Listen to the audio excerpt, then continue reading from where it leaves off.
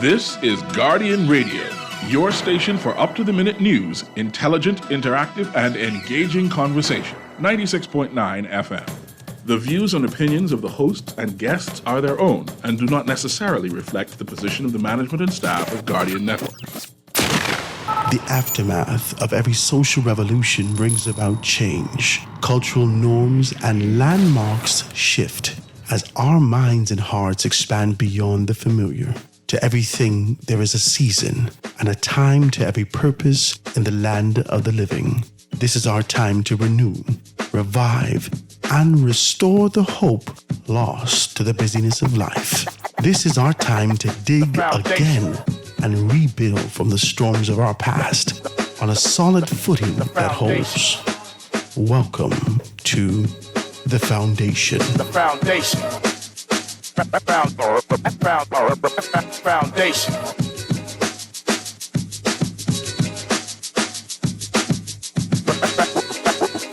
Foundation.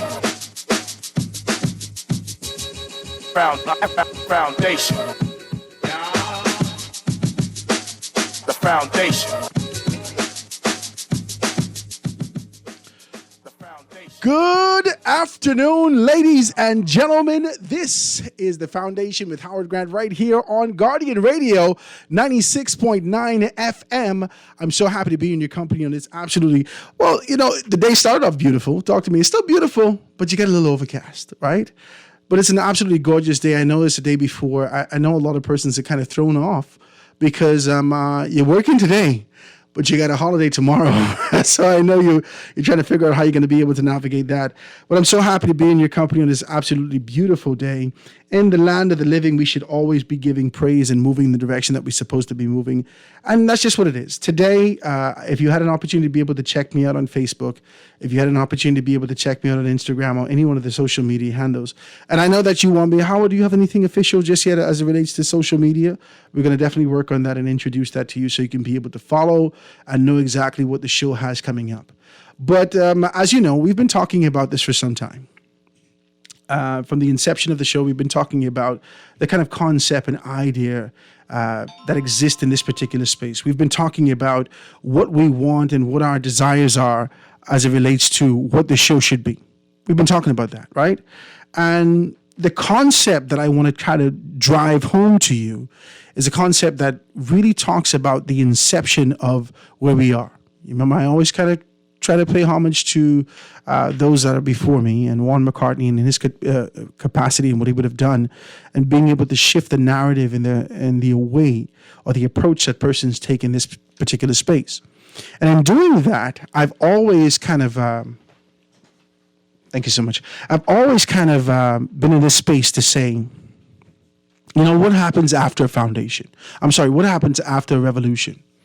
Right? After everything's gone away and after everything's done and after the mindsets have been shifted and we've actually shaken some of the pillars that didn't necessarily feed us for us to be able to move towards growth, what happens then? We build from the foundation. How do we do that? Now, how do we find ourselves being able to put the cornerstones in place? Those strong, particular bricks that we need for the foundational growth of who we are as a people. We have to be able to revisit that. And in revisiting that, we go all the way back to year one, prior to independence, and stepping into the space and the mindset that existed there, because time brings on tribulation, and tribulation brings on change, and we are nothing but human beings. That's who we are. And whilst we know that there is divinity that remains constant, we tend to shift with times and movements and feelings. But there was an idea that existed in this space. There was an idea for a vision, an idea, a trajectory to say that we're going to move in this direction.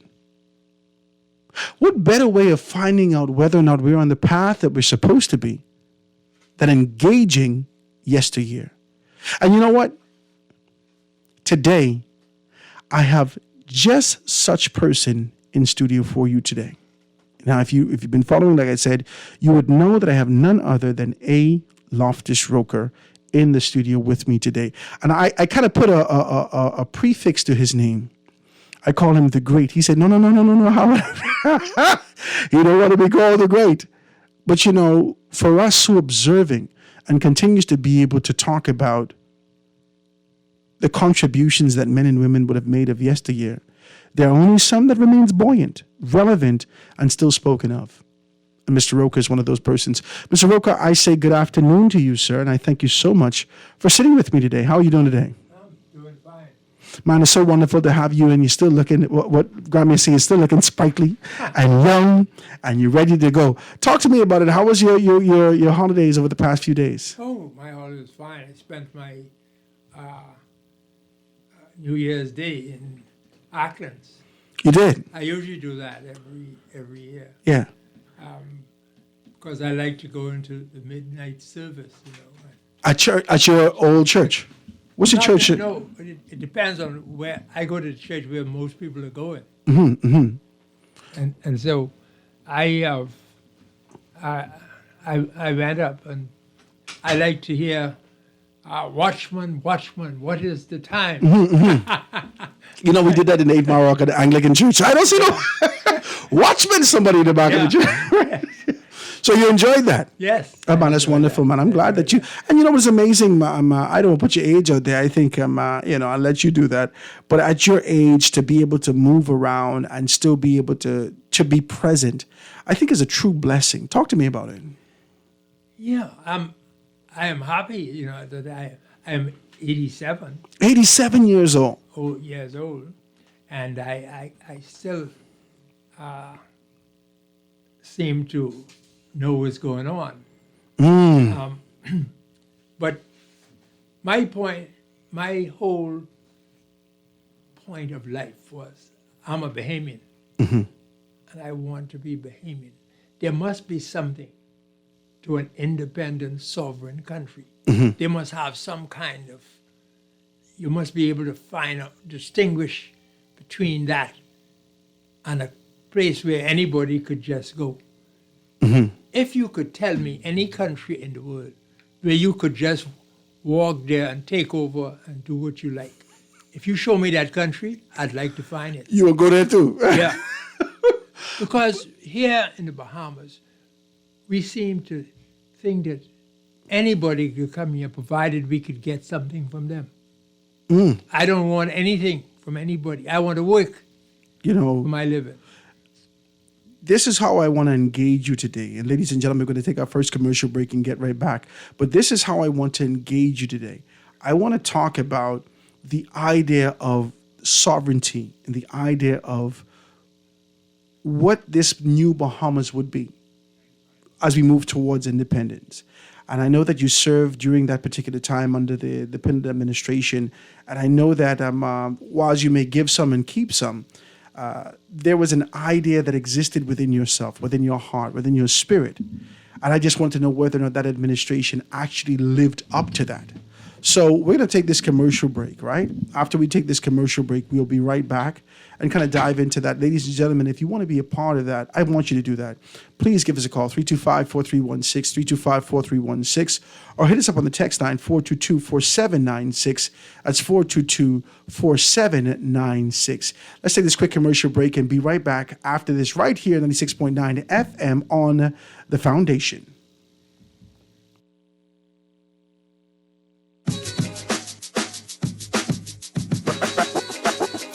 Foundation. The Foundation with Howard Grant. We'll be back right after this. The foundation. The foundation. The foundation.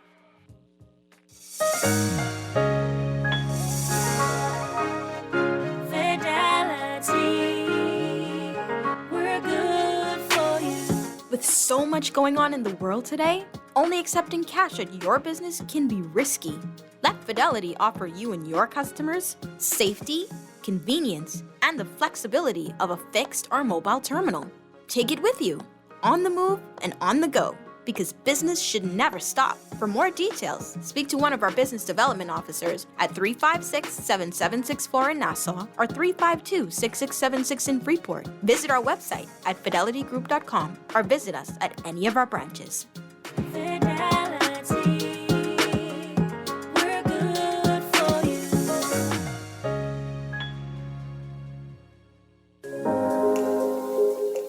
Love the show? Want to give your support? Become a sponsor today. Call 302-2300 for our rates and packages. That's 302-2300. Become a sponsor on Guardian Radio 96.9 FM. Fresh news, smart talk, all day.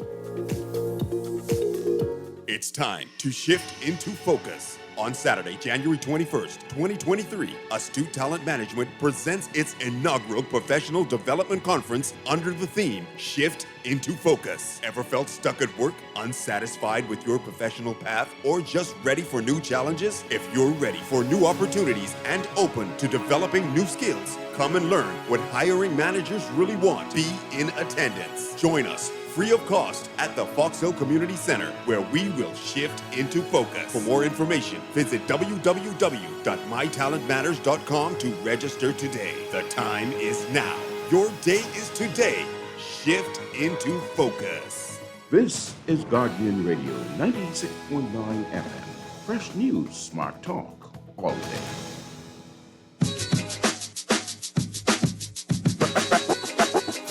Foundation. Foundation. The foundation. The foundation. Foundation.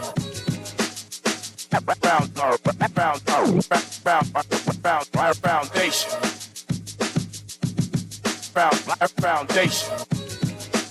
The foundation.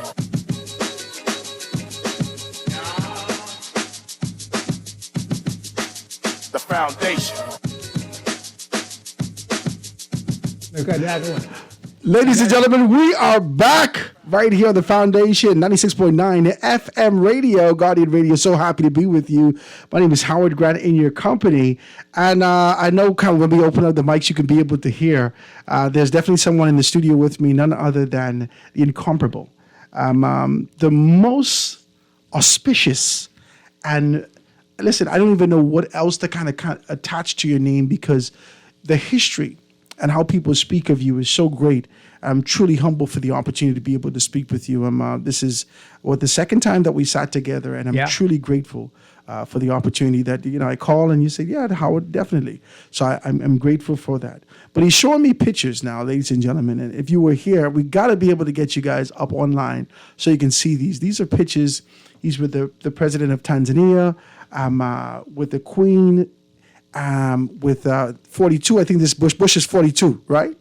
This is just wonderful stuff. It's such a rich history about that. I want to ask you, I think we should dive right into it now. I want to ask you, let's put a foundation out there. Let's kind of structure this and see exactly what's what. This year is our year of Jubilee. This year is the golden anniversary that we celebrated 50 years of independence. And a lot of persons will kind of push back on that. We never truly was independent. We have self-governance. We don't know what true independence is. There's this kind of an idea that exists that says that we never fought for anything. That's why we don't have an appreciation for it. Be that as it may. We're in the 50th year after 1973. We're celebrating 2023. In July of this year, we're going to be celebrating 50 years as a sovereign people, as a sovereign nation. But I want to get from you, what were some of the ideas at the inception when the British flag fell and the Bahamian flag rose, and the idea that kind of permeated our society, the ideas that existed at the gates of the city, at the restaurant, at the spaces where prominent men would hang out. What were some of the ideas of stepping into this new space? I know that there was this kind of an idea and contention existing between the UBP and the white oligarchs that existed and how we're going to be able to look going forward. But tell me about that, and let's see if we can be able to build from there. Well, first of all, I always said that the UBP, or those who controlled the UBP, didn't need independence. Mm-hmm. They were the descendants of the slave masters. Mm-hmm. So they didn't need independence. We needed, the black people who were slaves, we needed freedom. And there was a discussion in the House about how our economy will go down if we became independent. And we have no money to have an army. On the front page of the Tribune, which I have, said Roker says he doesn't care about the state of the economy. He wants independence, which is true, which I said at the time. My independence have nothing to do with the state of the economy. I want to be free. That has nothing to do with the economy. It doesn't matter if I'm starving, I want to be free. And other people like Ala Hanna, and I was shocked, I was surprised that Cecil Wallace Whitfield, he had the same view. But after the Free PLP lost the by-election in Andros to Darrell Road, and the UBP lost the election, they lost their deposits. The Free PLP decided they had to join with the UBP. And that, in my view, was a sad thing because it caused a lot of problems in the Bahamas. Cecil had to go along with the UBP idea. Independence, not now, not under the PLP. But Cecil wanted independence. Other folks wanted independence. But they... The Free PLP eventually became the Free National Movement. But they joined with the UBP. But it was fused with the UBP. And the UBP had the majority of seats. Let me ask you this before we go any further. We're getting political, but I want to know. As you said, you believe that wasn't necessarily the best decision to make. Do you believe that decision to join with the UBP, the mindset that existed at that time, contaminated the potential of the Free PLP, which is now the Free National Movement? Yeah, that is true. I am saying they were forced, in my view, to go along with the UBP. Agenda, because their agenda was established. That is right. That is right. So because you're just forming and you are almost a radical group and you don't have no establishment, you don't have any finances, you don't have anything, the merger caused them to go with who got the money, call the shots. And also they figure because of that election where they lost their deposit, and the UBP got more votes than they did in Andros at the time, they decided they better join up with the opposition. And that happened. And that created a lot of problems because then they had to be against independence. Really? Yeah. So tell me this. Independence not under the PLP. That's what the Free PLP was saying. The UBP was saying, we don't want independence. And this would have been kicked up from when, 67? When was this kind of discussion? About 60, it's about 70. In 70. Yeah. So it was a 3-year campaign, a 3-year run to say independence, but definitely not under the PLP. No. They said that when they left the PLP. When they left the PLP. Right. Okay. So tell me this. What was the PLP's sentiment? What was their kind of drive and their push after all of this is happening in the environment, after persons are, who oppose the PLP's view, seeking to forge partnership to come against the PLP? What was their position the entire time? Well, first of all, you have to recognize that time. Most of us who went to England to school met a lot of people from different countries who were fighting for independence from Britain. And so we got to talk with them and understand all of this. And that is why when Ada Hanna and Elo Pindon came back home, even then we were thinking about independence. Even though you could not, you had to be careful. You had to try and get some votes first. You had to get people believing in you. When we were having the 1980 1972 election for independence. I went to Andros, Low Sound, and I spoke to a lady called Eunice Campbell. And she said that, there's a lady called Princess Dean who want to see you. So when I left Eunice Campbell, I went to Princess Dean. She's a woman who couldn't read or write. That's the system we were living under. She said to me, Mr. Roker, the first time I voted was for Clarence Bain and Cyril Stevenson. And after that, I voted for you. But I want you to tell me whether we could handle independence. This is a woman who can't read or write now. So I said, yes, lady. Because But she couldn't expect nothing else from you. You just say, and then in front of the Tribune, you don't care if we starve. that's right. Let us get our independence. Yeah. But you're saying to me that there was a disconnect socially. People didn't understand what this meant. Are we going to go Exactly. hungry? Right. Are we gonna be without bread?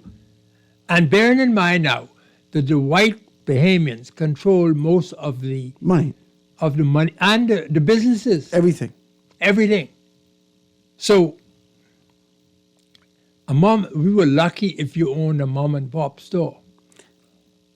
But you still had to play fair because even with a mom and pop, that makes you a retailer of sorts. You still had to go to the wholesaler.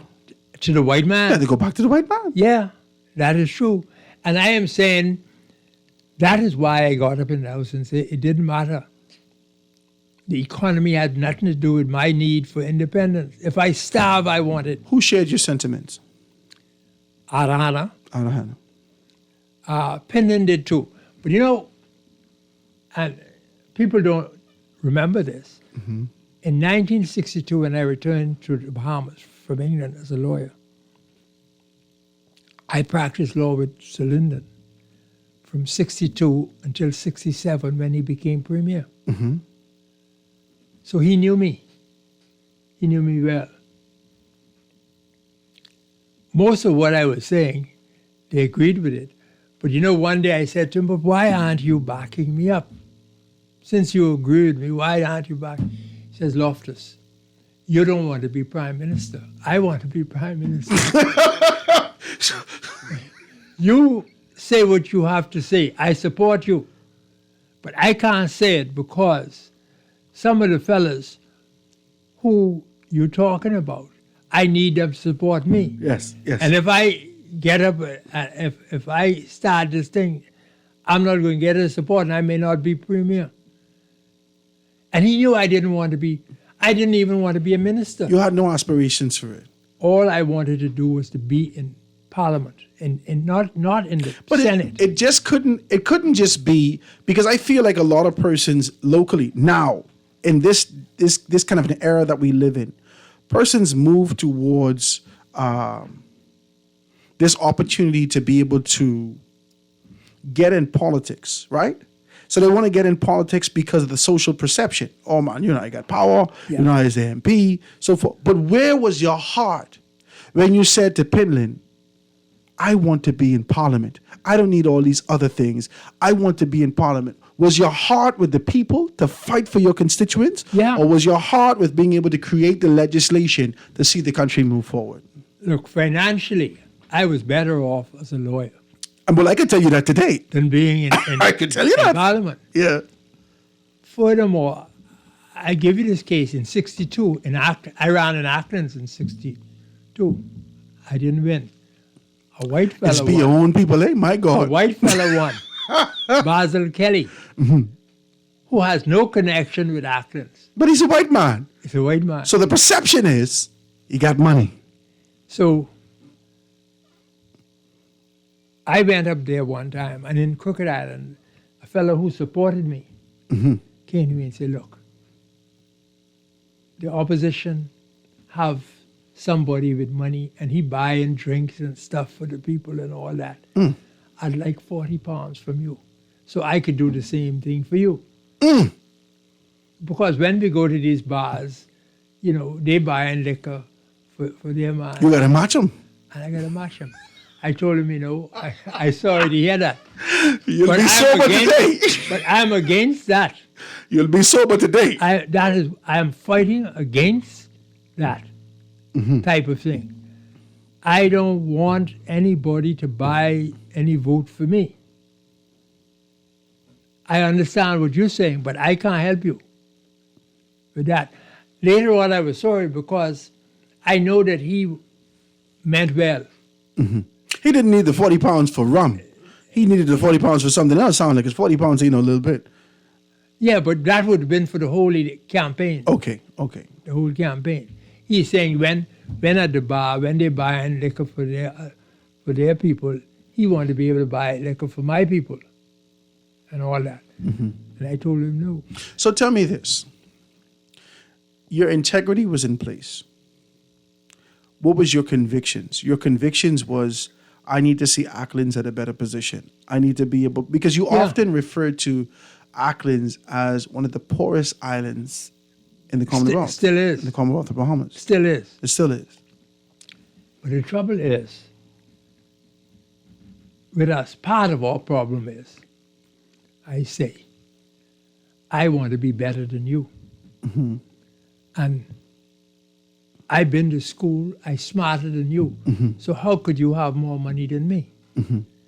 That's our problem. Instead of worrying about yourself, you are saying you don't want me to succeed because you're smarter than me. If you check Acklins, you'll find we had 2 governor generals, Ada Hanna and Sir Clifford Darling. We had 2 commissioners of police, Reginald Ferguson and Paul Farquharson. We had all kinds of people. So there is a significant intellectual element in Acklins. Yeah. But it doesn't equate when you come to Acklins and you look around, you say, well, yeah, you wonder what happened, how they get all these people, and there's nothing in Acklins. Did you desire to change that? I tried to, even after they didn't support me and I got in Andrews.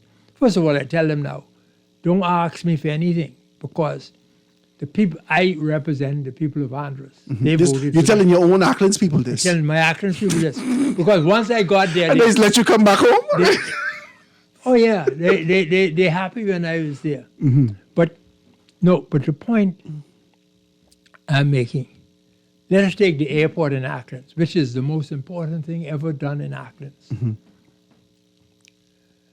The government provided funds to extend the runway at Georgetown in Exuma. But we discovered on the eastern end of the runway was private land, which we had to buy. On the western end was a swamp, which was going to cost a lot to fill it and all that. So the government decided not to extend the runway at Georgetown, that we eventually going to build a new airport, which they did in Morristown. So I went to Ada Hanna, who was then the Minister of Finance, and I said to him, this money, since we're not using this money, let us transfer this money and build an airport in Acklins. This is the first, we will get an opportunity to build an airport in Acklins. He agreed. The one thing about Ada Hanna, he loved Acklins more than I did. And anytime you came to him with something for Acklins, he campaigned in Acklins with me more than Pendon did. Let me ask you this question now, because it seems as though that there is a rich sentiment bubbling up as you tell the story between your colleagues for the development of the family islands, sort of the love and the appreciation of the family islands, and whatever you would have had to go through tribulations to strengthen yourself, to educate yourself? Because I know that we're going to get into the story about the fact that you would have never had a true high school education. You went to Ackland's all-age school, you got your certificate and still was able to do well, went to the bar, so forth and so on. So we know that that had to come with dedication, that had to come with study, that had to come through this tribulation. So you got in, we went off, you get back at 62. And the entire time, because we would have heard the story before, you carry this pride with you. You carry this kind of an idea. If you don't have, you're not going to beg. If you didn't have it to eat, you're not going to beg. You came up with the development during this particular time in your childhood. You told me the story before, and I know you're going to be able to recap it, but you told me the story about the fact that you'd eat potato. Yeah. You'd eat potato, right? And I was always fascinated by that. And you carried this kind of a pride with you throughout wherever you went. So now you're in the House of Assembly. And there's this idea with Pindon, especially working with him from 62 to 67. And they come up with this concept for the Progressive Liberal Party and what they want to do with the country and being able to stand up and not necessarily utilizing brute force, but using our minds to be able to manipulate a system to find our true sense of independence. You jump on board with that. Did the vision shift? First and foremost, tell me what the vision was for the PLP at that time, and then tell me if the vision had shifted 10 years, 15 years in as you progressed. If you recall, after the 67 election, the first budget the PLP provided, they made the education budget was the top budget. Before that, tourism used to be the top budget. And we changed it to education because we felt to educate the Bahamian people was very important. Because if you were educated, you were able to work and all that. You know, I got to ask you this question because under the PLP administration during the time when Jerome Fitzgerald in his particular capacity was the Minister of Education, we also saw a doubling of the budget, but not necessarily a doubling of the efforts to be able to reform. You expand the budget, but you're still having significant issues as it relates to bringing things to school and modernizing, and you still got books from 67 and 87. So when you say the PLP placed significant emphasis on the budget, their first budget in 67, what impact did it make in the actual schools? It did make an impact in the beginning. As we went along, things changed. As it is now, for instance, they have the school I went to in Ackland. The all-age school I went to in Ackland is now called a high school. That's the school I went to in Ackland. It's the same size? That's the same building. It's the same thing? That's the building I went to. So they just changed the name and it's called a high school? They added a little piece on, not onto the building, but they added another building there. Guys, we got to get it up.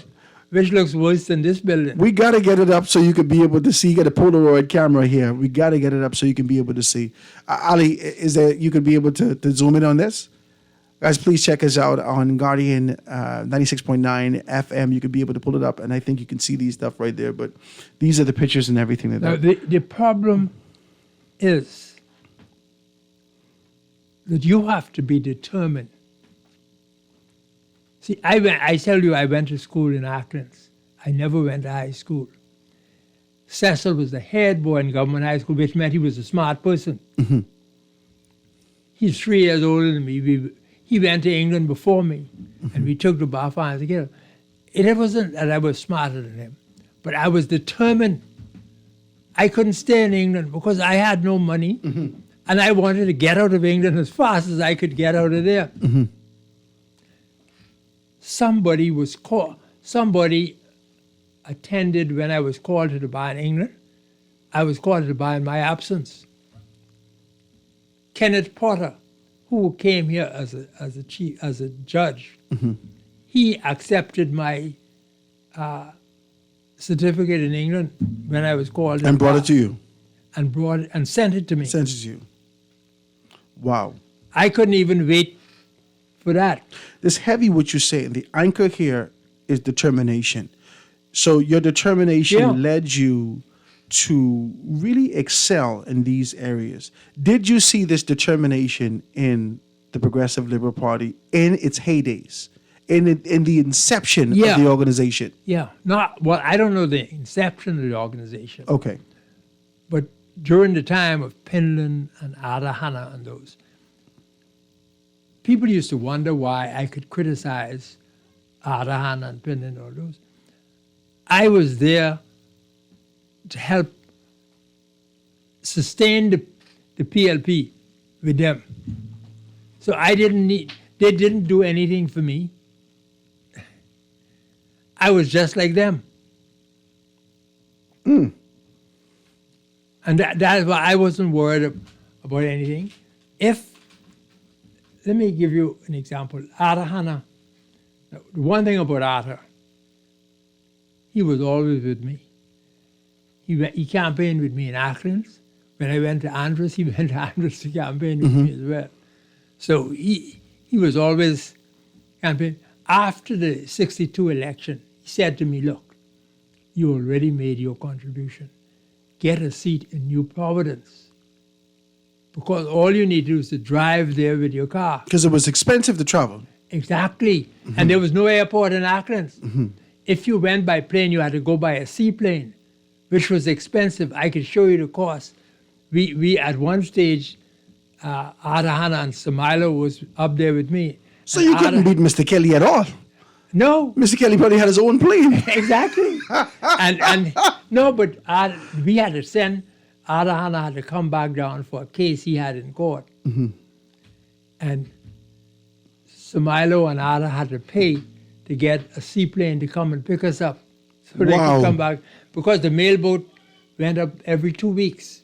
Wow. Wow. And so when, that is one of the reasons why I wanted an airport in Acklands too. Because eventually they built an airport in Crooked Island. And you had to go from Acklands to Crooked Island by ferry and then drive to the airport to catch the plane. Wow. And sometime, for some reason, But that's you still missed the expensive. plane. No, but sometimes you missed the plane. You didn't even catch the plane. So how you get, you Then you had to overnight in go back- Crooked Island or you go back to You Auckland? go back to Auckland. Oh my God, you can. Yeah. I can't remember no election idea. My wife wouldn't let me run. I know. My wife would tell me, Do you- listen, do you baby, it's know- too expensive. Do you know that in '67, no PLP ran for Auckland's Crooked Island and Long Key? It's too expensive. Nobody was interested. It's too expensive. And what was the population look like at that time? Oh, the population was bigger than it is now. Really? Yeah. Most everybody has left Auckland's. To come to Nassau. Come to Nassau and look for work. Wow. And do you know, I say my parents were farmers. Well, my father had a boat, a sailboat, Subsistent farmers. but it was just to eat, not to sell. This just to live off and fishing. When we went fishing, on Saturdays we used to like go fishing. And before we could go fishing, Daddy said you had to go and bring the water. You had to go to the well for water. Then you had to go and make sure you feed the horse So you take care of everything home. before you could. So then he fishing was tell a you- pastime for you. It was a, as a That's hobby. right. No, he believed it was a pastime for us. So he made sure you had to do all kind of work before he tell you, okay, now you can have the boat. You have the dinghy and you go fishing. When we came in from fishing, all the old ladies from the lake would be on the bay talking to my mother. And they're waiting for us to clean the fish. And we got to share the fish with them. They ain't buying no fish now. We giving it to them. And they're talking while we cleaning the fish. And you ain't charge them a dime. you couldn't charge them. They were friends of my parents, so you had to and they had nobody going fishing. And they needed this fish to cook, and you had to cook the fish that day because we had no fridge or Fresh anything fish. like that. So you got to eat everything You now. got to eat everything now. Wow. Well, But things haven't. My problem today is there's no farming in Acklands at all today. they moved away from it entirely. There's no. You can't find one farm in Acklands today. I want to talk about that. And I think that this is where the conversation is going to take us. Ladies and gentlemen, we're going to take this commercial break and kind of do that. But I want to talk about that. There was a vision for the country. Now, I want to know whether or not the vision was so progressive that it did away with the tradition and the community that existed. Because just as you speak about the fact that you and your brothers would go off fishing and get back to the shore, clean your fish, and there were persons to say, okay, here. So there was sort of this expectation that this community exists, hand go, hand come, we help each other. But as the country moved forward, especially here in the city of Nassau, I think a lot of the family islands are feeling that effect now. As the country moved forward into this kind of a bright, shining, lightened position, we forgot about each other. We forgot about this, how the ASU helped us and how to be able to build this home. So I want to talk to you. Let's take this commercial break and be back. I want to talk to you about the disconnect and whether or not we've moved so far away and detached ourselves so far away from sort of the bedrock of who we are as a nation that we missed the mark of what true independence was about. Let's get that. Ladies and gentlemen, please be a part of the conversation. 325-4316, 325-4316, or hit us up 422-4796. This is Guardian Radio 96.9 FM, The Foundation with Howard Grant. We're going to be right back after this.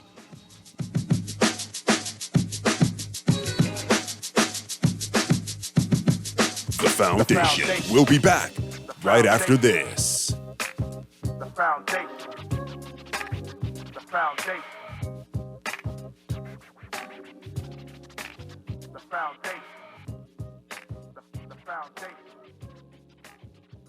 Fresh dough, 3 cheeses, and signature sauce are why you should order Marco's Pizza today. Because quality ingredients are important. Subs, salads, pizza, and wings satisfy your cravings with something yummy and affordable. Only at Marco's Pizza. Join our loyalty program and earn 1 point for each $1 spent. Sign up at our website, marcospizzabahamas.com, or order on Marco's Pizza Bahamas app or online. Every store, every day. The Italian way. Hello, Primo. Tired of banks forcing you to use technology to bank the way they want you to? Your convenience is important. So no matter what your banking needs, Commonwealth Bank's friendly staff are always available in branch for that personal one-on-one service. But when you choose technology, our online and mobile banking app offers you state-of-the-art functionality. The choice is yours. Commonwealth Bank. Bank the way you want. This is Guardian Radio 96.9 FM. Fresh news, smart talk, all day.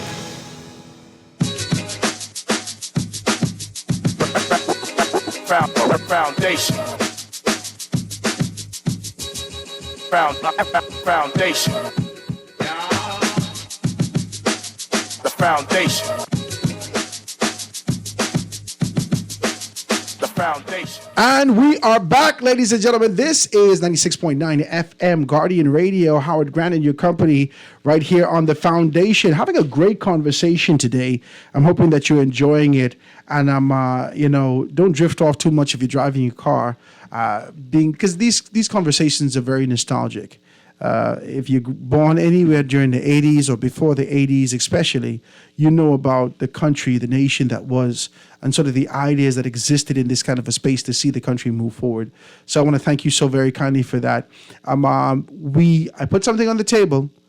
Before we go to a commercial break for sure, I'm going to take a couple of telephone calls. So let me take the telephone call. And then we're going to be able to read a few texts and then get back to it. If you want to be a part of that, 325-4316, or hit me up on the text 422-4796. Let's take this telephone call. Calling on the line with us live. Go ahead. Calling on the line with us live. Go ahead. No? Guys, please give us a call. 325-4316. 325-4316. Let's get right into that. Calling on the line with us live. Go ahead. Go ahead, calling on the line. Howard, good afternoon. Good afternoon. What's up, Jeff? Right here, man. Okay. A pleasure. Good afternoon, the Honorable Loftus A. Roker. Good afternoon. My brother, let me just say on behalf of the Delavos descendants of Crooked Island, we regard you as a patriot. We We hold you as a hero. We look at you with great, great honor. And we cannot thank you enough for the service that you have done for country thus far.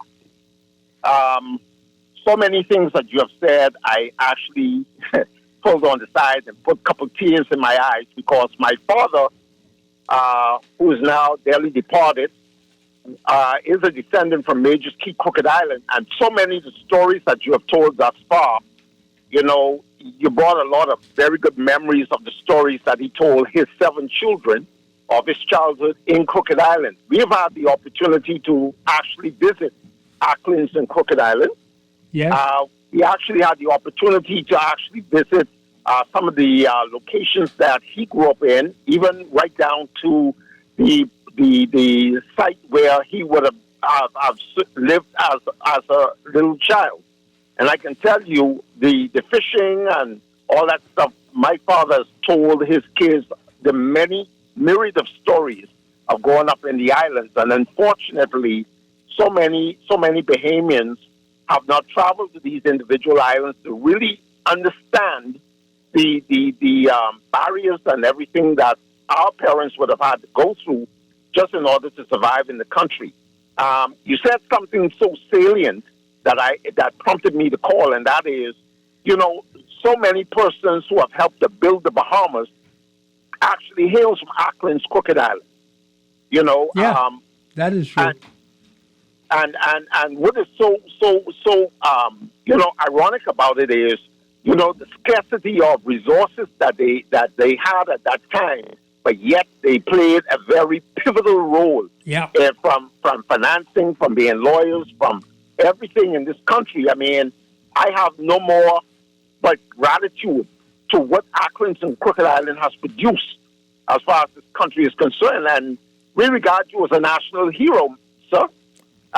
We can't sing enough praises about you for the stance you have took with the illegal migration and immigration in particular. There's a group right here in Nassau that is very, very, between Nassau and Grand Bahama. We are very serious about this immigration situation that we have here, that we know that you have been you had a hard stance on warning the Bahamas of what the future was going to look like should we continue on the path. And yet today, we see exactly what you were talking about from back then. So I hope that you would, if you're not writing memoirs, we are hoping that you are writing your memoirs so we can further educate ourselves as well as try to educate our children on the heroes that this country, the unsung heroes in particular, that this country is unaware of, all of the work that you guys have done, and so we can give your credit and your kudos even while you live in your twilight years. So Howard, thank you for taking my call. I could go on and on. But Thank you, man, Jeff. This man is a national hero. I know that's for sure. Jeff, I appreciate your telephone call, my brother. Thank you so much, man. I do appreciate it, ladies and gentlemen. You know that it's 1 o'clock, so we're definitely going to have to go to the news and do that. But I wanted to get a good bedrock out to have the conversation to understand where we are. And as we get into it on the other side of the break, one of the things that I want to talk about is the disconnect between the vision of, or the vision for the Bahamas post-independence versus this kind of a Bahamas that we've gotten, this kind of Bahamas that we have now. And, you know, the beauty of it is that, you know, and I often say to you, Mr. Roker, is that it's a beautiful thing to have you here and have you present, because a great deal of persons may have your age in our country and would have even contributed yesteryear, but not necessarily present at this time to recall. So we're grateful that you can be here to recall. And you have kind of travailed, just like the example that you can be able to give us of what's happening in Acklins, where there's no farming. You understand now that we've moved so far from the mark and the kind of vision casted for our community and our country. So let's take this commercial break and be back and talk about this kind of a disconnect between the vision of the Bahamas post-independence, or for the Bahamas post-independence, versus this kind of Bahamas that many of us are kind of fighting through to get a true sense of hope. Ladies and gentlemen, I'm sitting with none other than the great, the incomparable A. Loftus Roker, having great conversations right here on the Foundation with Howard Grant, 96.9 FM radio. We're going to be right back after this. Foundation. The Foundation. The Foundation with Howard Grant. We'll be back right after this. The Foundation. The Foundation. The Foundation. This is Guardian Radio 96.9 FM. Fresh news, smart talk, all day.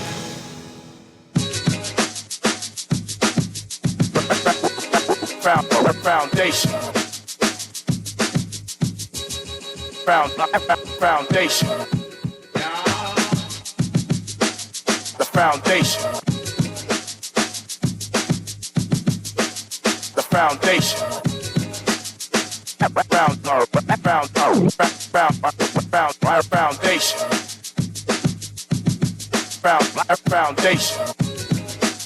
Foundation.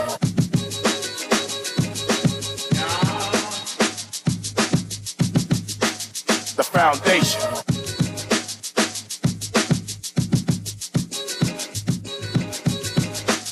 The Foundation.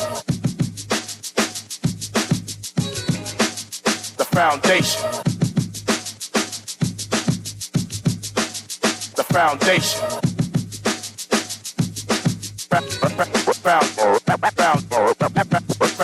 Foundation. The Foundation. Listen right here. And we are back, ladies and gentlemen. This is The Foundation with Howard Grant right here on Guardian Radio 96.9 FM. So wonderful to be in your company on this absolutely gorgeous Monday in your preparation to kind of slide into a week. I know it's going to feel kind of awkward, right? Weekend, work, holiday. It's kind of awkward, but we're celebrating in the spirit of celebrating majority rule, in the spirit of celebrating that kind of a fight that was for the Bahamas that we enjoy today, that we see today. We wanted to have conversations that took us back to sort of the bedrock, the inception of some of these decisions that were made and the vision that was cast for the country during that time. I'm in studio today, ladies and gentlemen, and really humbled for the opportunity to be able to be here and interview such intellect, and really interview someone who was great in every sense of the word to being able to contribute to national growth and development. Ladies and gentlemen, in the studio with me today is none other than Loftus Roker, Loftus Roker, the Honorable, that's sitting with us and really being able to dive into conversations. I thank you so very kindly. So we're going to open up the lines. I know that we did that at the very last end of the show. And if you want to be able to be a part of the conversation, let's do that. 325-4316, 325-4316. Or hit us up on the text line 422-4796. That's 422-4796. Now, when we left off, I wanted to talk about some stuff. Now, any of us who has paid any significant attention to what's happening locally and contribution that men and women make, outstanding men and women that stand out in these particular areas, we know that Loftus Roker would have been always associated and attached to immigration. Now, he's showing me a paper here. Let me, if I could read it. This is a paper from 1986, August 18th? August 18th. Monday, August 18th, 1986. This is the Tribune, right? And it seems like it's lathered with immigration issues. The headline, Haitian Council rebuts minister's accusation. And then it goes further. In the article, I can read this for you. There's a little piece. Explanation by Roker on Jamaicans. Now, keep in mind, this is August 86. So let's dive into it. The recent detention of 23 Jamaicans who did not meet immigration regulations when they arrived from Jamaica on British Airways is not an isolated incident. Minister of National Security Loftus Roker said previously immigration required that the Jamaicans entering the Bahamas must have at least $500 in cash. The requirement was changed to $800 while British Airways was en route to Nassau. Mr. Roker said the presence of the illegal Jamaican immigrants in the Bahamas is of no major concern to the government. They are not here in large numbers. I'm sorry, let me fix that. They are here in large numbers and they are here illegally. This is what Mr. Roker said in an interview with TV 13 that night. Their method of getting in the Bahamas is slightly different from the method used by the Haitians, but the end result is the same thing. They are here illegally.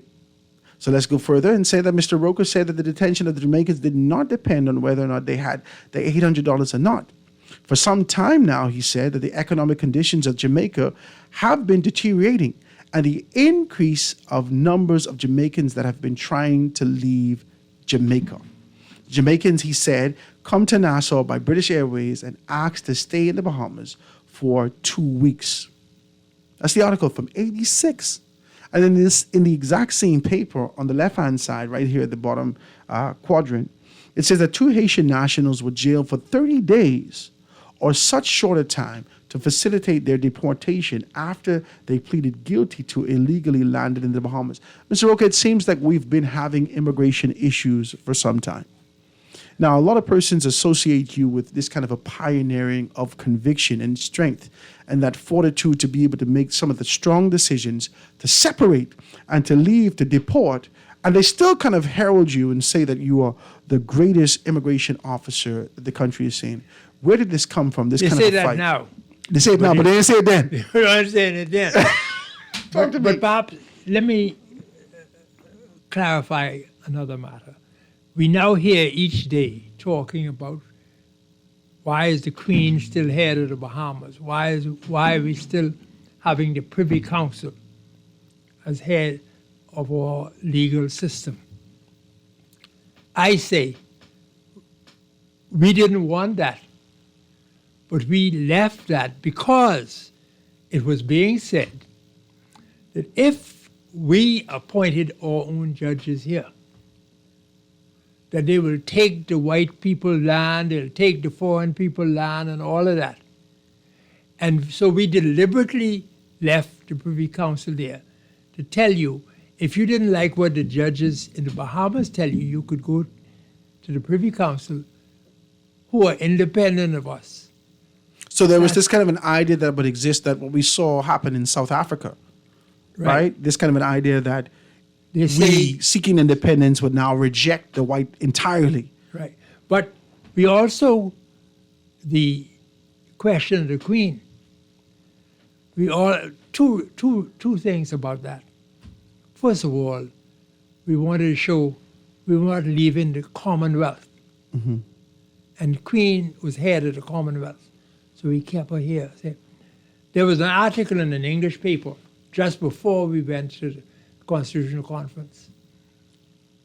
The article said that the Bahamas say they intend to stay in the Commonwealth. That's the first country before independence say we intend to stay in the Commonwealth if we became independent. Did it set precedents? Because you know we the were companies saying will. that because we were making sure that the British, see, bearing in mind the white Bahamian had greater connection with the British than we had. Mm-hmm. And so we wanted to show them that we were not trying. You want to show them you're not a threat. Right. That is what we were trying to do. Okay, so post-independence. And in addition to that, the Queen being head of the Bahamas has the king or the queen don't mean nothing. Because all decisions made in the Bahamas is made by the government of the Bahamas. Mm-hmm. And if the king have to sign it, don't matter. So watch me now. Post-independence, with the fact that we're looking back now in retrospect, and whilst we're hearing a great deal of persons from your era speak about the fact that it didn't have any real weight and issue in terms of how we govern the Bahamas. There are a few things that come up. One of the things is that, do we truly enjoy the authenticity of what independence, in the spirit of what independence truly means? Do we enjoy that? Do we have that if we're still committed and stand pledging our allegiance and our heirs and successors to Her Majesty and all her? It means nothing. So why do it? That means nothing. So why do it? I told you why we did it. Just to be able to be, so, but I'm saying we were fooling you. So this is would we still retain this position? We can reject it entirely. Yeah, but what I'm saying is the king has nothing to do with what happens in the Bahamas. The government of the Bahamas. Our sovereignty still exists. We still have the strength of our sovereignty. Okay. It doesn't mean nothing. Furthermore, in addition to that, if you check after independence, we had the Queen and members of the royal family coming here quite often. Mm-hmm. We watched the documentary. Hold on now. That was for tourism. Okay. Okay. You see? So all this is strategy. We couldn't say it. But this was strategy. We couldn't say to the Queen, we want you to come to the Bahamas so we could get tourists to come here. We couldn't say that to And her. it worked. But when it came here, if you check the pictures on Bay Street, there were more tourists lining off Bay Street Just to see the Queen. to see the Queen than Bahamians. Wow. So talk to me about it. And I say it had nothing to... Crown land in the Bahamas does not... The Queen does not own 1 inch, or the King. My God, Mr. Roker, you open up a whole can. Does not own 1 I inch. have of ground 100,000 telephone calls to say they don't necessarily agree with you. There are persons calling right now and itching and trying to figure out where the numbers are to call to say, yeah, but Mr. Roker, I tried to apply for a piece of Crown land and I was never granted an opportunity. What has happened between the How Bahamas? did they apply? But I'm saying Crown land belonged to the government of the Bahamas and the people of the Bahamas. Yes. The Queen or the King has nothing to do with that at all. Let's dive into it. You guys know the numbers. Please give us a call, 325-4316, 325-4316, or hit me up on the text, 422-4796, 422-4796. I'm going to take this telephone call. And any minister who tells you that, about the Queen having something to do with that, they're trying to fool you. Let's take this telephone call. Caller, you on the line with us live. Go ahead. A pleasant good afternoon, Mr. Howard Grant. Good afternoon, my brother. What's up, Sparky? Sparky here. How you doing? And I'd like to thank you very much for allowing me to talk to one of the fathers of our nation. Yes. A pleasant good afternoon, Mr. Loftus Yes, Roker. sir. Good afternoon. Mr. Loftus Roker, I met you. Mr. Grant, if you give me a chance, I waited to speak with this man for so many years. I waited to speak with Mr. Loftus Roker. I met you at maybe a 19, 20-year-old when I'm just leaving the government high school. You frequently used to visit the Bethel Robertson bars and so forth and Portisky Dock because you love to play a game called Domino. And sometimes, do you play that game called Worry also? No, but I know what it is. Okay. That's an African game. Yeah, but I know you love the Domino. Yeah. So I used to meet you underneath one of the Bethel Robertson bars was by the Silk Cotton Tree across the road to St. Agnes. Yes, yes. My name is one of the fountain children that we used to come up there. Oh, yeah. And frequently, Jean, Burt, and all of those, and I know you know them very well. Mm-hmm. You were a champion of mine from the beginning, sir. I used to listen to you, especially when you talk to us about the immigration problem.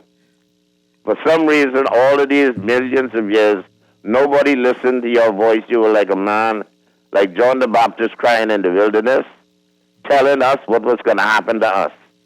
Now my friends who are teachers are telling me, one of these teachers down in Columbus Primary tells me that 65% of the children in our classes are of Haitian. Well, the foreigners, see, 65% of the children in the schools now of Haitian descent. I have no problem with Haitians. But I have a problem. But the problem I have, Mr. Roker, if you come into my country illegally. Ah, that's the point. I don't have a problem. I have no problem with nobody coming to my beautiful country. But the same way, when we travel, we don't cross the line until the immigration officer says we're free to go. After he check our documents, then we could cross the yellow line to go to America. But you coming into my country from non-stop, from I was a child, landing on South Beach. South Beach, yes. Then ended up at 67 shanty towns in my country. And no government from Pinland time has done anything to stop it. And it continues to go on when the people start to say, it's more us here than yours. Wow. Sparky, again, let him touch that, and then we can get back to this kind of a conversation. Ladies and gentlemen, please be a part of that. 325-4316, 325-4316, or hit us up, 422-4796. I know you got a lot to say, Sparky, but we have a great deal of persons trying to get in, and I want him to touch that. Because I get in some text here, and the text asking me, ask Mr. Roker whether or not he believes that we fixed immigration. No, we didn't. It's worse. Do you know that somebody sent me a letter where the individual was applying to the Ministry of Immigration for them to give him permission to hire his mother as his keeper. That is crazy. Crazy. He wants to hire his mother so she could be able to get to status, some level, some status in the country. Right. But this is his mother. This is his mother. He wanted to hire her. But these things still happen in the system. I said somebody sent me the letter that came from immigration. So this is a current thing. Telling a modern time. Yeah, modern time. Oh my God! Now let me touch this with you. Because we got to go here for 2 seconds. We started off to talk about that determination that existed in the PLP, and that kind of the spirit that existed in the country to see us moving towards a particular path. We started off with this, and in starting off with that, we understood that your entrance into not only politics, but entrance into this kind of a service for country was as a result of your commitment, your determination to see change, to see some things happen. You talked about Acklands, they didn't give you a chance. You commit yourself to Andros, and still was able to assist the best you can in Acklands. Now talk to me about Andros did well for me, so I'm not... You ain't getting against them. The only people I love more than Bahamians are people from North Andros. So they're Bahamians. Well, I love them more than Bahamians. You put them in a different bucket entirely. In a different bucket. They allowed me to do whatever contribution I made to the country. They supported you. Done because the people of North Andros supported me. So talk to me about this. And they voted for me for 4 elections. Cycles. They voted me in Parliament. Talk to me about this. You came in, there was a bubbling immigration issue, and right up to 86, right, would have been 13 years after independence. The papers is showing us that there is significant a rise in immigration issues, whilst Jamaica is having all the issues that they're having, and their money is being devalued, and all these things are happening in Jamaica. They're looking for other places to go. And simultaneously, Haitians always been looking for a place to go. And so we look at it in the papers, and the papers could show that you're trying to deal with these issues. What has happened within the PLP at this time? Because let's get deep. Let's get deep. Well, now 1 year after this newspaper came out, 1 year after it, in 1987. A couple of days ago, I heard on the radio or on TV, or I saw on TV, where it is being said that we are now trying to get connected with the other Caribbean islands. Mm-hmm. Now, I don't know what that is going to be for. But if you remember, we wanted to join CARICOM or something. And part of the thing is the movement of labor through those islands. This heavy what you're saying, and we're going to have the part A, B, and C to this conversation. And I heard it a couple of days ago on TV that we're now so you discussing believe with the Prime Minister of Barbados and others the question of being able to connect easily with them. So you believe that is okay, we don't put the words anymore. Let me ask you, do you believe that it is a facade? It is the appearance of productivity and this kind of a connection from one country to another, right? This diplomatic connection that says we want to find an opportunity for Haitians to be able to eat bananas and we want them to be able to grow it because they're farming well. That's only an example I'm giving you. But the true essence is that there is a desire to be able to exchange work. Now, we've been having this conversation a long time. Well, Mr. Roker, when I was in school, we was talking about the WTO. When I was in high school. I would invite you to go to Porter's Key Dock and walk under the bridge. And you could see Bahamians sleeping under the bridge. Right now. Right now, today. Right now. Right now. Sleeping under the bridge. Right now. And Bahamians who want work and can't get work, I could carry you to a person right now who prepared to work, can't get work. And then foreigners doing the work which they could do. I raise you that because I could take you at 8 o'clock any given weekday morning to Cowpen Road when there is more than 100 illegal immigrants. Well, I can't say illegal because it can be out wide and open. But there's more than 100 immigrants that are waiting for rides to work every single day. And that's only one area that I pass every day. Not only that, you see. What has happened in terms of the disconnect? What has happened over the years as it relates to the fight that you had and the spirit that you infused in this space? Some of them are employed by the government. Now, having said that, let me put it this way. When I was in charge of immigration, except the Prime Minister and myself, every minister had foreign maids. Foreign maids. It wasn't illegal. They had permission to have them. I said once to one of my friends, I said to him, I said, you know. I like how you ain't calling people name. Go ahead. No, I wouldn't call him name. Go ahead. I said to him, you got almost 80% of the votes in your constituency, in New Providence. Can't you find somebody in your constituency to work for you? He said to me, that may be so, but I don't want them because they will talk your business. And thief. You know, they always associate behavior with thief. No, he didn't say thief. He said they'll talk your business. But I wonder what kind of business. He didn't mind going and sitting on their floor and asking them to vote for him. But after they vote for him, he don't want them to separate himself because they can talk your business. What business you got that you don't that they can talk? And how you know the foreign person ain't gonna talk your business? Well, they can talk, but they ain't gonna talk to nobody who speaks his language. You know, about 4 years ago, a minister of the government got up and said we had over 600 work permits given out to housemaids in the Bahamas, and that shouldn't be. A minister got up in Parliament and said that. I remember, and I know who you're talking about. Well, I'm not calling his name. I know. But these people sharp. We know who it is. But my point is, my cap of decency. But it's the government that gave the work permit.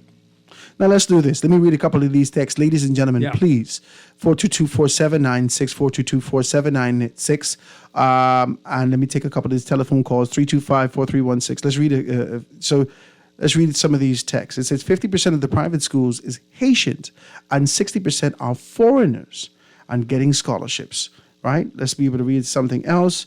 It says, great show as usual, Howard. I have a major problem with illegal immigration, but I also have a problem with Bahamians going to the USA 8 months pregnant to internationally have the baby, right? So they say there's two sides to this coin. Whilst we are continuing to lament. They don't go there illegally, though. No. Right. They go, and if the U.S. government don't want that, they could stop that. Right away. Yeah. So I'm not, it's different. See, I say if you come here with my permission, and I'm in charge of giving permission, I can't complain. I complain if you come here without my permission.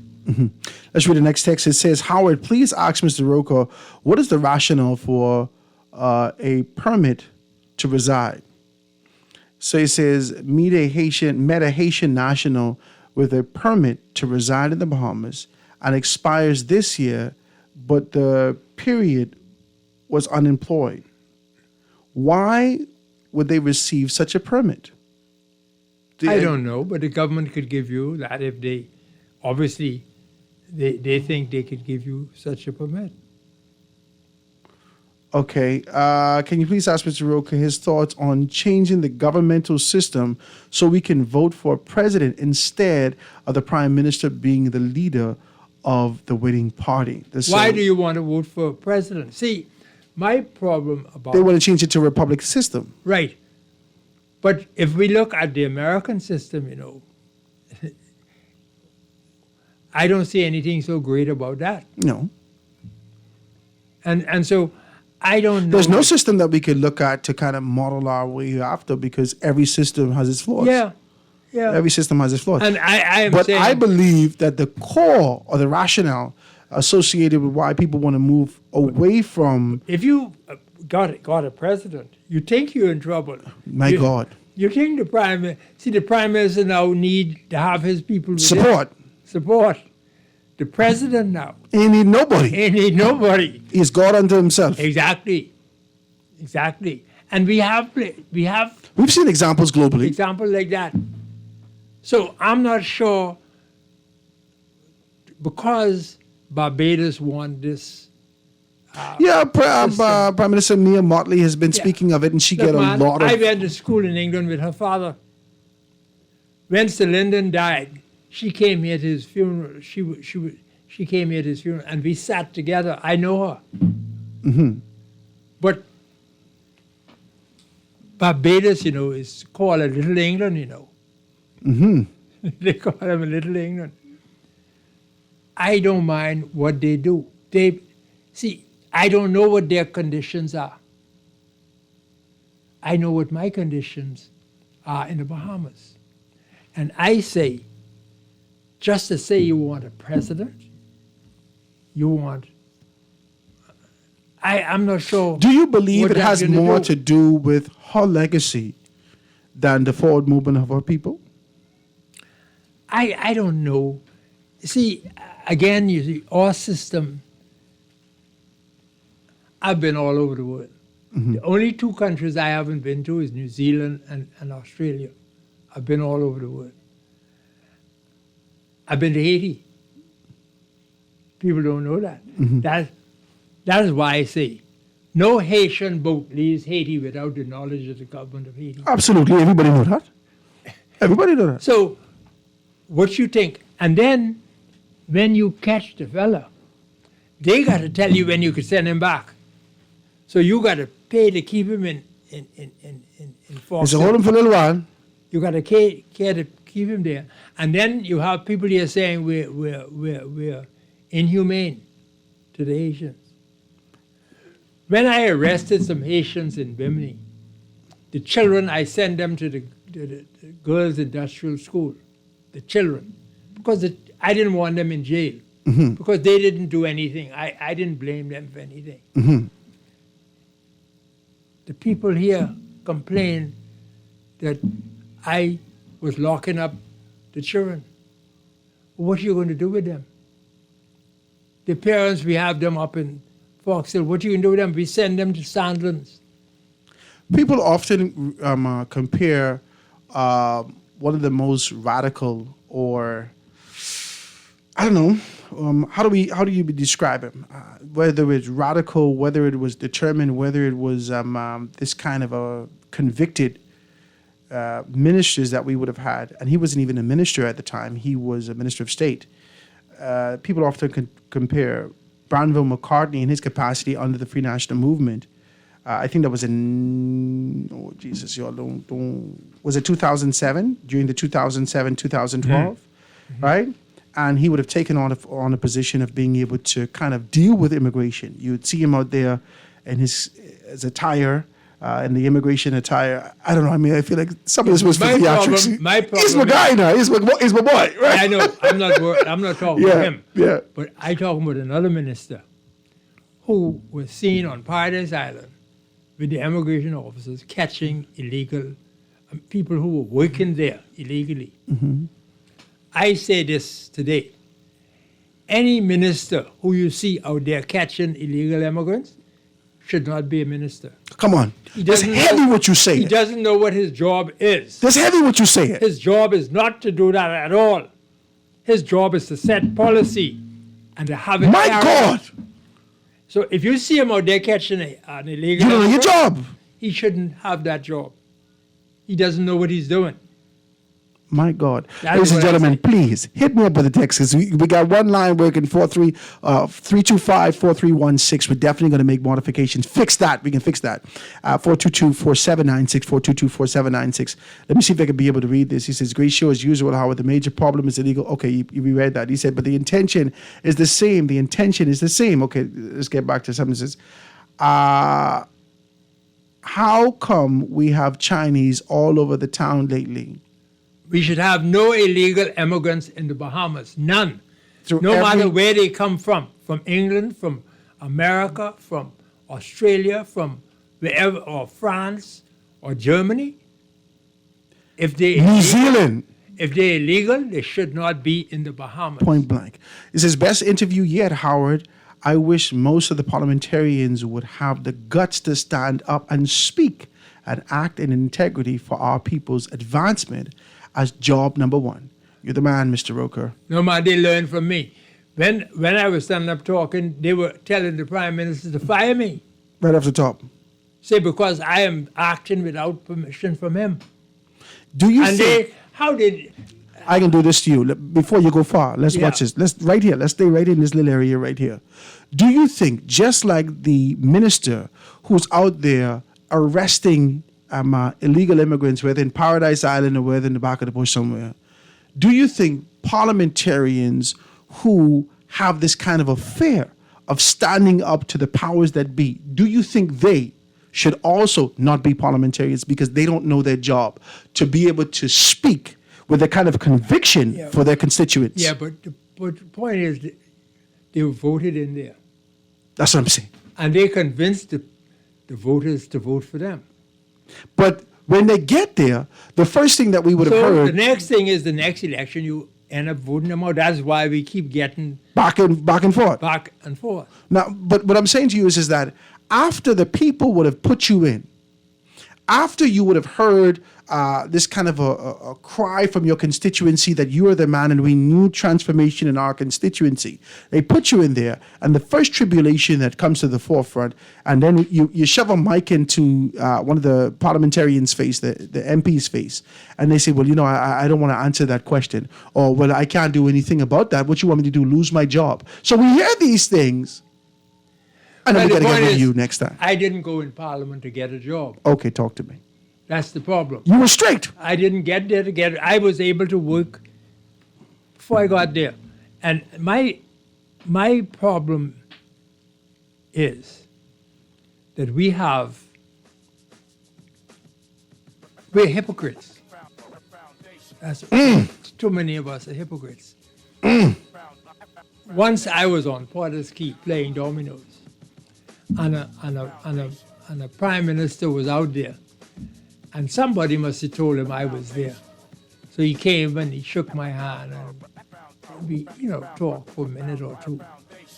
And then he said to the people, how is everything? They said, fine, Prime Minister, everything is fine. As soon as he left, they said, that crook. I said, let me know you. But you just tell him everything was fine. You just exactly. You just tell him everything was fine, and he may believe you. And as soon as he turned his back, he said, "But Mr. Roker, that has been the nature of the electorate. You come ask them, you can vote for me. Yeah, man, I got you. You're straight. And then when the day come, you get 12 votes. Ladies and gentlemen, let's take this quick commercial break, guys. Please be a part of the conversation. 325-4316, 325-4316, 422-4796, right here on Guardian Radio 96.9 FM. I'm sitting with the great Loftus Roker having a wonderful conversation. Let's take this quick commercial break and be right back after this. I was. The foundation.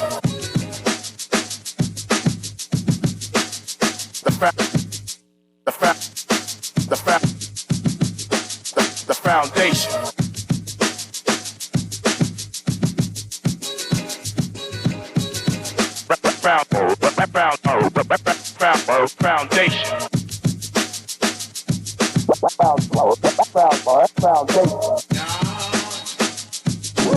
Do you want quick and easy unlimited internet? For only $75 a month with a Live Soho, get unlimited data, a free live SIM, plus an Huawei modem for just $49 for up to 15 users all at once. Get your Live Soho today by visiting any of our Live stores or check out our website or any of our social media pages. Terms and conditions apply. Alive. Believe in best. Believe in best.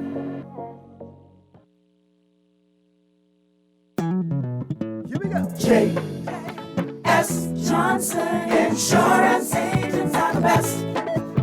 Reliable service, we've been on the scene, protected since 1919. J.S. Johnson Insurance has the test. You're always covered with J.S. Johnson Insurance, peace of mind.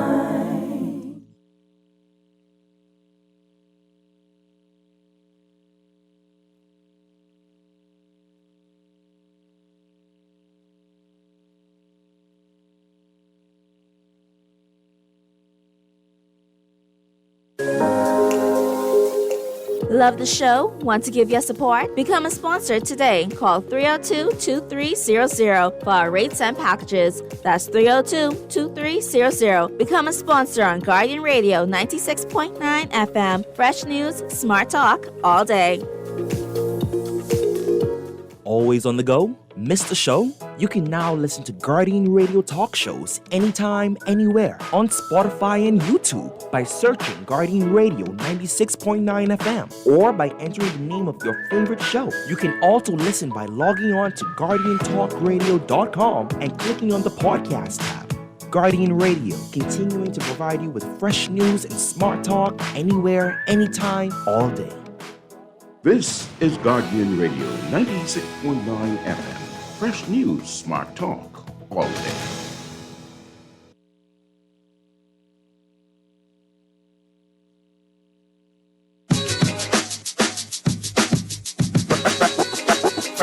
Foundation. Foundation. The foundation. The foundation.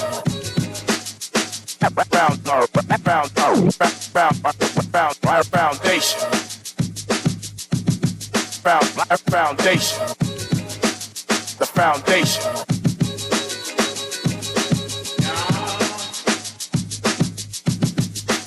The foundation.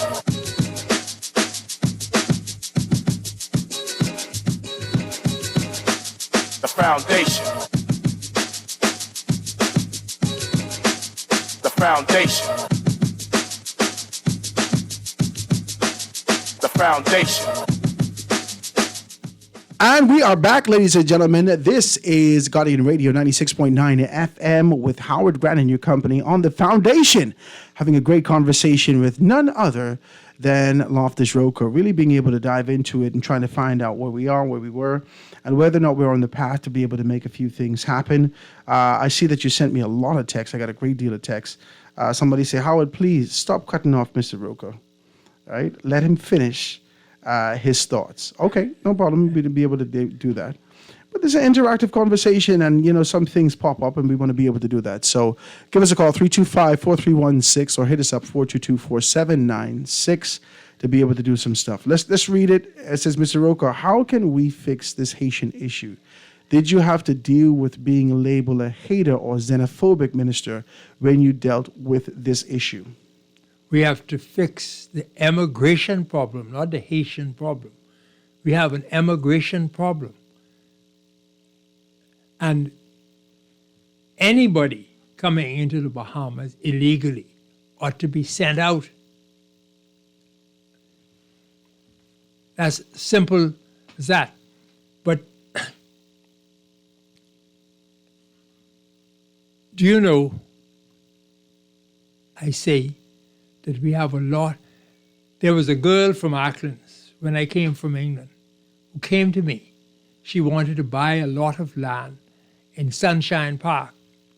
She was working as a live-in maid out on West Bay Street. She was a Ferguson from Auckland's. Every month she brought me $80 to pay the real property people who were selling this land. Until she finished paying for the land, she got the documents, and she built a house, one of the best houses in Sunshine Park she built. Really? Off her job as a live-in maid. See, you don't get a lot of money as live-in maid, but you get free food, free place to live, and free uniform. So she took advantage of that. While she had some place to live, she building her own thing. All the money she had, she could put it on building. You know, that leads my mind into a different direction for younger persons in this generation, in this era, who may be making more than our fathers and our mothers would have made. But the cost of living has skyrocketed to the point where it's still unattainable, unreachable. Yeah, for it's a great what you deal. could do. People working at the hotels on Paradise Island, let us say, they only worry about their salary. But their tips is about 3 or 4 times more than the salary. But they don't regard the tips as part of their salary. And that's the problem with us. You know, I say to people, if I make $1 a day, I'm not going to spend that whole dollar. Because I'm not sure whether I'm going to be working tomorrow. And there's only what I save I will have if I'm not working anymore. But I want to say one more thing about the airport in Auckland. Yes. Before I go. When Ada and I agreed on constructing the airport there, I called the member of parliament for the area. And I said to him, now we suddenly got some money. We're going to build the airport in Auckland. I want you to tell your people that, because I want you to get the credit. I represent Andros. I don't need no credit for that. So he told me, man, you can't do that. I said, what you talking about? He said, you can't build the airport. I just back a note at the bank for 4 people to buy trucks to take the Auckland's people from the airport in Crooked Island. Oh, my God. And if you build that airport, I gonna have to pay the bank back. I said, listen to me. I told you what we're going to do. Leave my office. I doing that. You could do what you like. I can build that airport. Wow. I said, you think that I thought he would have been happy. Yeah, he thought he would be. Tell me he don't want that because he back a note to the bank for 4 people to get trucks to take the people from the airport to the coast. Yeah, but 4 people can't cause him to retain a position as a member of parliament. Well, But putting the airport there. They were his generals. Oh, I understand. Let's see if we can read a few more texts, guys. I see some things, and I want to take this telephone call before we get out of here. Good afternoon, Howard. This man set up his Casuarina Bark business and resigned from immigration. He left and deserted us when the job was the most important.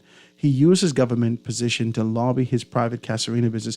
Now, talk to me about that, because we know, man, off here you would have been able to talk about your separation, but it wasn't as a result of your desires to move on to something else. But Talk that's to us good. about that. That fella, whoever he is a crook. He knows nothing. Okay. I have nothing to do with any Cascarilla Bark business. I never had anything to do with it. My grandfather sold Cascarilla Bark. My father sold Cascarilla Bark. My brother sold Cascarilla Bark. My brother's son sold Cascarilla Bark. I never had anything to do with Cascarilla Bark at all. Never. So he don't know what he's talking about. He's a crook. Okay. Whoever he is. Okay. That's what I say. This is the next text that came in. It says, Howard, please ask Mr. Roca if he had Mr. Piddling's gardener arrested. I don't know why these people coming up with these old stories, right? So let's read another one. This is Howard. You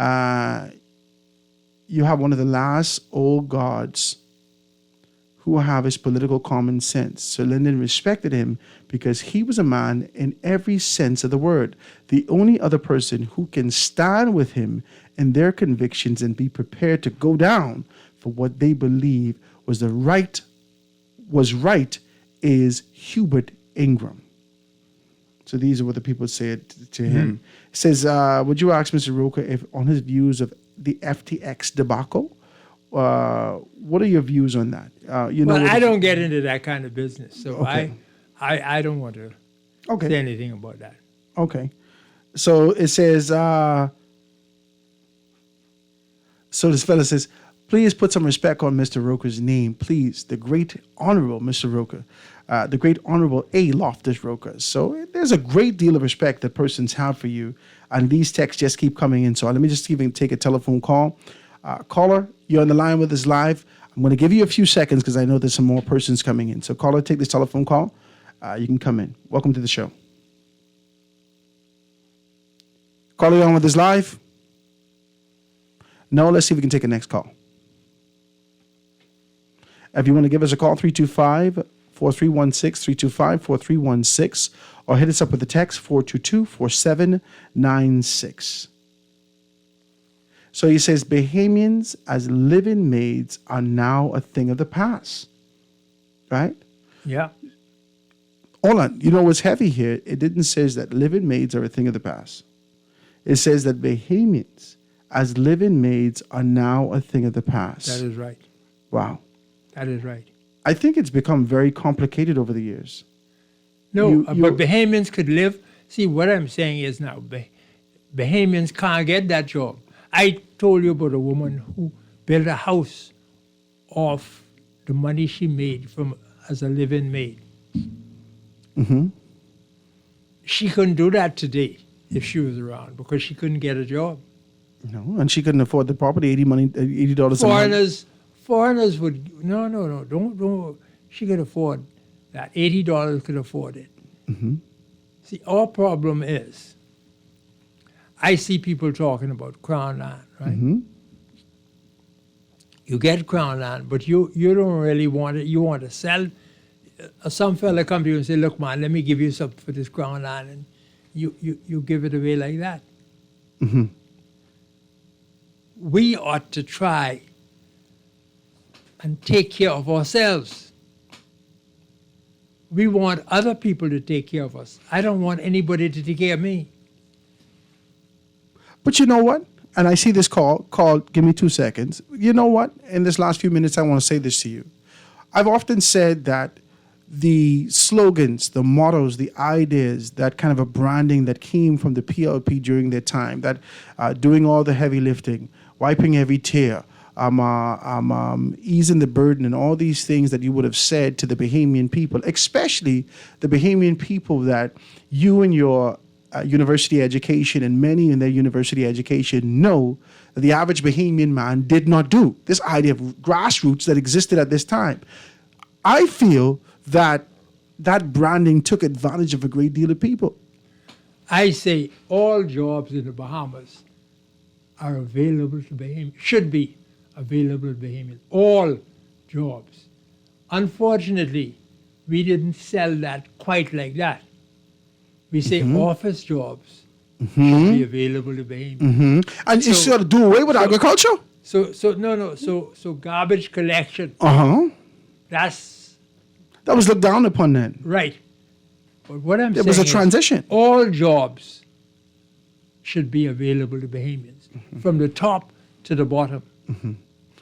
Let me take this. And because we didn't say that quite like that, the average person thought we were only talking about office jobs and things like that. So your language, the language that you used at the time, people misinterpreted it. Yeah. But their misinterpretation has gone through generations, because now, what people would say to you, you want something, let me see if I can go talk to the MP. And so the empowerment for a great deal of people came through the MP. Caller, you got 30 seconds. Let me see if I can be able to take you in there. Thank you so much for holding. Go ahead. Welcome, Howard. Happy New Year. Hey, what's up, Papa? Everything cool. Happy New Year, Mr. Rocha. Yes, sir. Thank you very much. Okay, Mr. Roker, see if we can get these two questions quick before you leave. They get a new prime minister over there a couple months ago in England, and someone was saying that he sent one message out to the public over there that if you're here illegal and we catch you, you'll be restricted to come, not able to come back to England.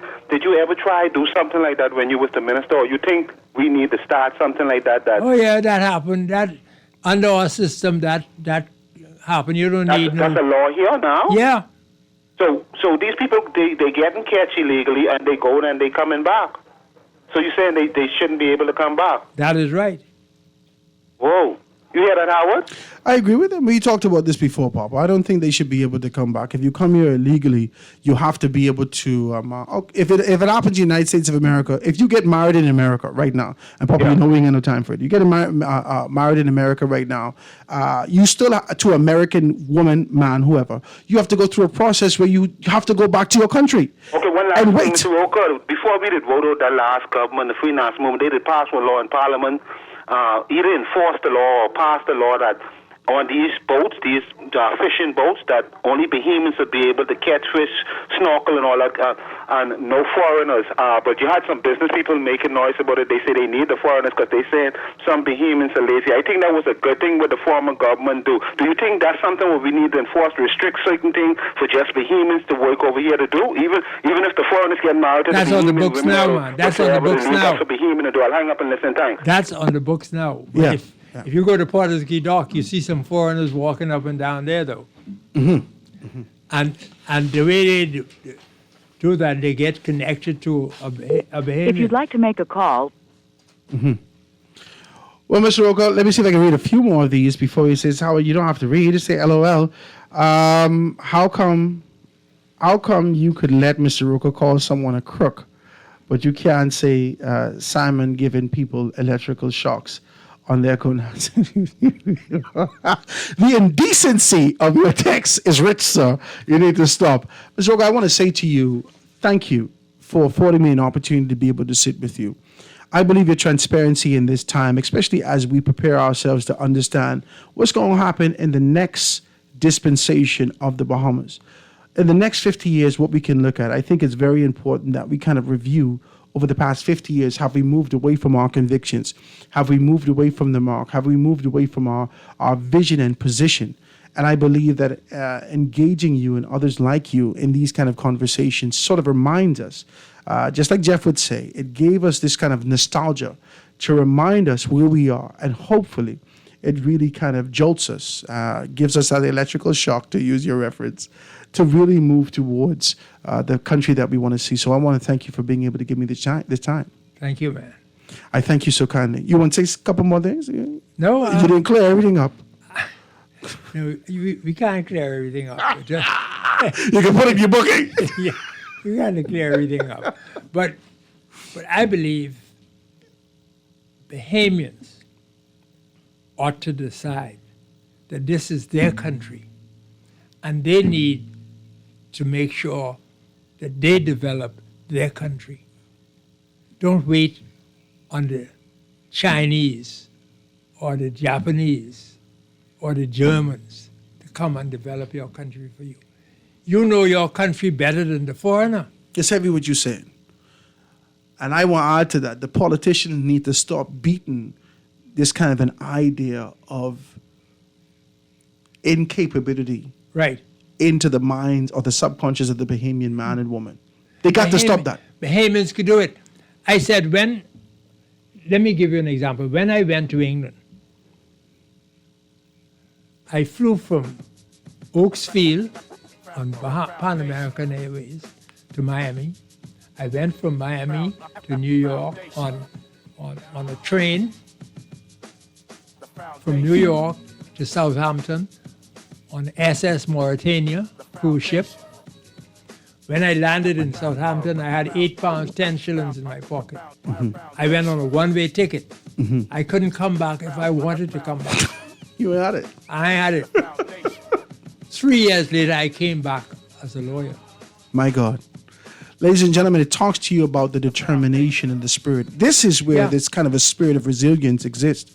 let's see if we can be able to revive that. I want to thank those persons for sponsoring the show as Commonwealth Bank, J.S. Johnson, John West Shoes, Marco's Pizza, Rev Bahamas, and the Astute Talent Agency. I want to thank you guys for being able to be a part of it. We're going to take a little break tomorrow. You know that it's going to be a holiday tomorrow. We're going to see you here Wednesday. I got some great guests in mind. Some people ain't confirmed yet. But guys, if you're out there listening, please give Howard a call, 827-0111. Make a confirmation, and we're going to have great conversations. Mr. Rocha, thank you so much for doing that. Ladies and gentlemen, Guardian Radio 96.9 FM, the Foundation with Howard Grant. Stick and stay for Z Live right after this.